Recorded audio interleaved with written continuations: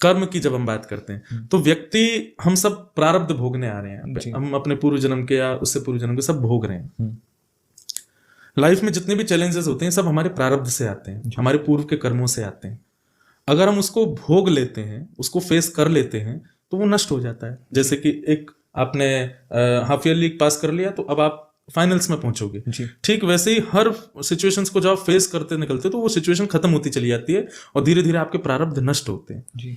पर जब सामने कोई सिचुएशन ही नहीं आ रही है या आती भी है तो आप बैक ऑफ हो जाते हो, तो वो फिर स्टेबल रह जाती है। अब आपको री एग्जाम देना पड़ेगा, उसको कभी ना कभी तो फेस करना पड़ेगा, वो खत्म नहीं होगी। इस जन्म में भी यदि आप बैक ऑफ होकर के निकल गए ना उससे, तो वो अगले जन्म में आएगी, वो कभी ना कभी तो आएगी। तो इसलिए जो लोग लाइफ में बहुत फेस करते हैं ना, एक प्रकार से वो अपनी सारे एग्जाम्स को खत्म कर रहे हैं और एक दिन वो सब खत्म हो जाएगा तो सारे प्रारब्ध खत्म होकर पुनर्जन्म न विद्यते, फिर पुनर्जन्म नहीं होता।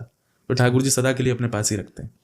फिर जब ठाकुर जी आएंगे ना दोबारा पृथ्वी, तो अपने संगे लेके आएंगे, चलो अब हमारे साथ चलो।